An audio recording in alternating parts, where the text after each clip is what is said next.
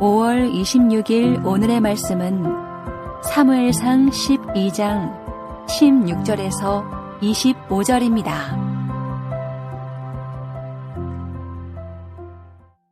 너희는 이제 가만히 서서 여호와께서 너희 목전에서 행하시는 이 큰 일을 보라.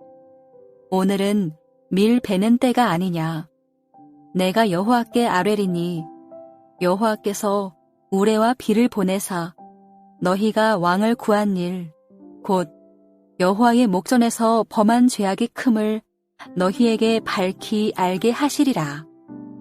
이에 사무엘이 여호와께 아뢰매 여호와께서 그 날에 우레와 비를 보내시니 모든 백성이 여호와와 사무엘을 크게 두려워하니라. 모든 백성이 사무엘에게 이르되 당신의 종들을 위하여 당신의 하나님 여호와께 기도하여 우리가 죽지 않게 하소서. 우리가 우리의 모든 죄에 왕을 구하는 악을 더하였나이다. 사무엘이 백성에게 이르되 두려워하지 말라. 너희가 과연 이 모든 악을 행하였으나 여호와를 따르는 데에서 돌아서지 말고 오직 너희의 마음을 다하여 여호와를 섬기라. 돌아서서 유익하게도 못하며 구원하지도 못하는 헛된 것을 따르지 말라. 그들은 헛되니라. 여호와께서는 너희를 자기 백성으로 삼으신 것을 기뻐하셨으므로 여호와께서는 그의 크신 이름을 위해서라도 자기 백성을 버리지 아니하실 것이요. 나는 너희를 위하여 기도하기를 쉬는 죄를 여호와 앞에 결단코 범하지 아니하고 선하고 의로운 길을 너희에게 가르칠 것인즉 너희는 여호와께서 너희를 위하여 행하신 그 큰 일을 생각하여 오직 그를 경외하며 너희의 마음을 다하여 진실이 섬기라. 만일 너희가 여전히 악을 행하면 너희와 너희 왕이 다 멸망하리라.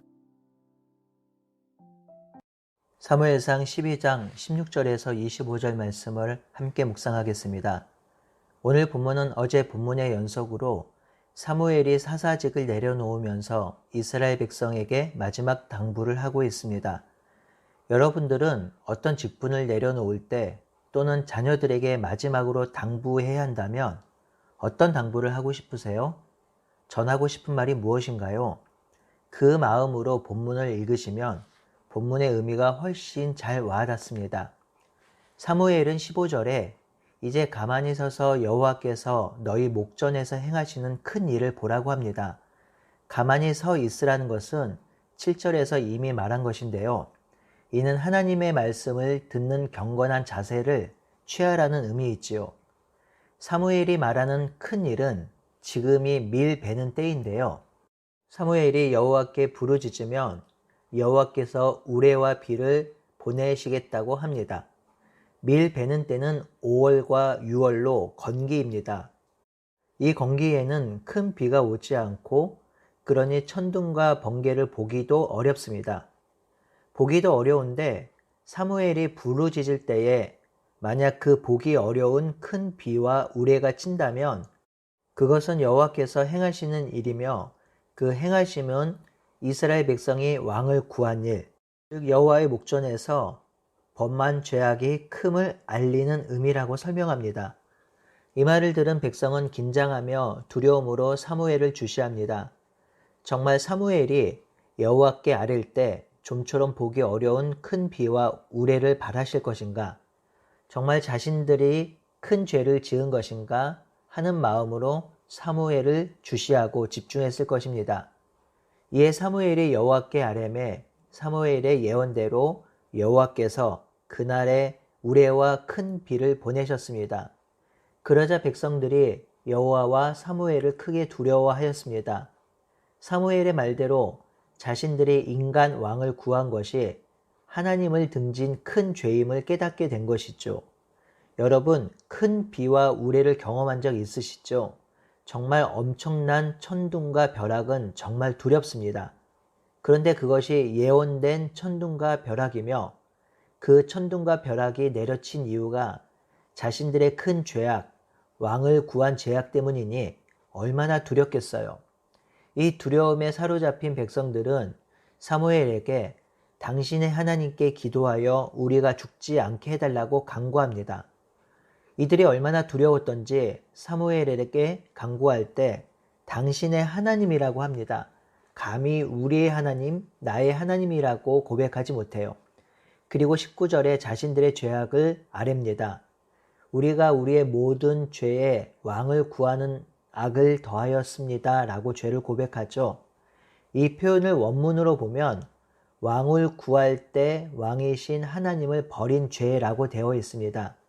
그러니 이 표현은 인간 왕을 구한 것은 하나님을 버린 것이며 하나님의 다스림을 거부한 것이라는 의미 있지요. 백성들은 하나님이 큰 비와 우레를 내리심으로 왕을 구한 자신들의 죄악이 얼마나 큰지 깨닫고 회개하게 됩니다. 이것은 사무엘서와 열왕기서의 아주 중요한 주제 중 하나입니다. 이스라엘 백성이 인간 왕을 세워달라는 요구는 참된 하나님 왕을 모시지 않는다라는 것이고요. 결국 참된 왕이 다스리지 않는 인간 왕이 다스리는 나라가 어떻게 되는지, 그리고 그 나라 백성이 어떻게 되는지 사무엘서와 열왕기서가 여과 없이 보여주고 있습니다. 백성들이 이렇게 자신들의 죄악을 깨닫고 회개하자 사무엘은 백성들을 안심시킵니다. 20절에 백성들이 이 모든 악을 행하였으나 다시 살 소망, 회복할 기회가 있다라는 것이죠. 그 내용이 20절 하반절부터 25절까지 기록되어 있습니다. 첫 번째로 여호와를 따르는 데서 돌이키지 말고 마음을 다하여 여호와를 섬기라고 합니다. 인생의 방향을 여호와께 두고 전심으로 마음을 다해 여호와를 섬기라는 것이죠. 두 번째로 아무런 유익도 주지 않고 구원하지도 못하는 헛된 것을 따르지 말라고 하지요. 왜냐하면 그것들이 헛되기 때문입니다. 여기서 헛된 것은 우상이고요. 이 헛된 것은 히브리어로 토우라고 합니다. 이는 형태가 갖춰지지 않은, 기능을 하지 못하는 이라는 뜻을 가지고 있고요. 창조되기 전의 세상의 모습을 가리키는 표현이기도 합니다. 아무 기능도 아무 힘도 더군다나 구원도 하지 못하는 헛된 우상을 쫓아다니지 말라고 하는 것이죠. 하나님만 섬기고 우상을 따르지 아니하면 소망이 있다라는 것입니다. 22절에서 23절은 이스라엘 백성을 향한 하나님의 마음과 사무엘의 마음이 기록되어 있습니다. 여호와는 이스라엘 백성을 자기 백성 삼으신 것을 기뻐하셨으므로 자기의 이름을 위해서라도 자기 백성을 버리지 아니할 것이라고 하였습니다. 여기서 하나님의 본심이 기록되어 있습니다. 백성 삼으신 것을 기뻐하고 좋아하셨습니다. 백성을 진심으로 사랑하셨습니다. 이것이 본심입니다. 이 본심이 있기에 큰 비와 우레를 내리셔라도 그들에게 하나님을 떠나지 말고 하나님의 인도함을 받으라고 하신 것이죠. 성도 여러분, 하나님이 우리를 이렇게 사랑하십니다. 우리가 하나님을 왕으로 예수님을 주로 고백하는 것을 너무도 기뻐하십니다. 우리가 그분을 따르고 순종하면 기뻐서 춤추실 것입니다. 이처럼 우리는 진정으로 사랑받는 존재입니다.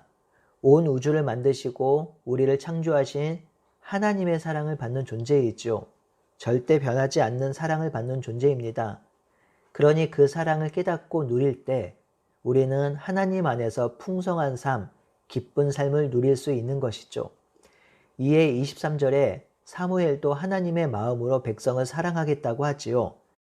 그 사랑의 행동은 백성을 위하여 기도를 쉬는 죄를 범하지 않겠다고 하는 것입니다. 여기서 기도를 쉬는 것을 죄라고 하는데요. 실제적인 의미는 기도를 쉬는 것이 죄임을 말하기 위한 것이 아니라 자신이 이스라엘을 위해 기도하는 것을 쉬지 않겠다라는 결단을 드러내는 말입니다. 하나님께서 그토록 이스라엘 백성을 사랑하고 기뻐하시는데 사무엘도 그 하나님의 사랑에 동참하여 이스라엘 백성을 위해 계속 지속적으로 간절히 기도하겠다라는 것이죠. 사랑하면 기도합니다. 좋아하면 기도합니다. 왜냐하면 기도하는 것보다 더 큰 선물이 없기 때문이죠. 요즘 스마트폰에 좋아하는 음악을 듣는 플레이리스트가 있다고 하지요. 이 플레이리스트를 보면 그 사람이 어떤 음악, 어떤 생각을 갖고 사는지 안다고 하죠. 우리는 이 플레이리스트가 없어도 됩니다. 하지만 프레이리스트, 기도의 리스트가 있기를 바라요. 또한 이 기도의 리스트, 프레이리스트에 많은 성도의 기도 제목이 올라가 있기를 바라요. 이 기도 리스트에 많은 성도의 기도가 올라가 있으면 그는 진정으로 사랑하는 사람이며 하나님의 사랑을 실천하는 사람일 것입니다. 이제 사무엘이 24절과 25절에 다시 한번 마지막 당부를 합니다. 오늘 이스라엘 백성을 위해서 행하신 큰 일, 즉 큰 비와 우레를 발하신 것을 잊지 말고 하나님을 경외하며 마음을 다하여 하나님을 진실히 섬기라고 합니다. 그리고 25절에 마지막 경고를 하고 고별 설교를 마칩니다. 사사시대를 종식하고 새로운 왕정시대를 여는 시기에 하나님께서 다시금 말씀하는 것은 이것입니다. 첫 번째로 왕을 세우는 것은 하나님을 버린 것이지만 이전에 맺은 언약 때문에 이스라엘을 버리지 않겠다고 하신 것이고요. 두 번째는 그 언약이 유효하려면 인간왕 위에 하나님이라는 왕이 있음을 기억하고 왕위의 왕이신 하나님을 섬겨야 한다는 것이죠. 세 번째, 만약 지금처럼 악을 행하면 다 멸망될 것이라고 합니다. 여기서 중요한 것은 사사시대, 왕정시대 이런 시대 구분이 아닙니다.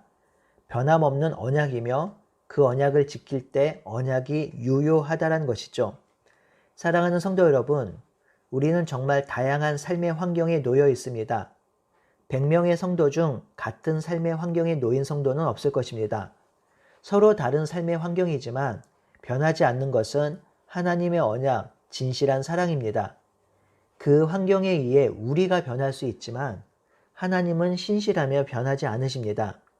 그러니 우리를 기뻐하시는 그 하나님의 사랑이 언제나 우리 삶에 흘러넘칠 것입니다. 그 하나님의 언약 말씀을 신실하게 붙들고 그 약속의 힘을 얻고 사는 우리가 되기를 바라고 소원합니다.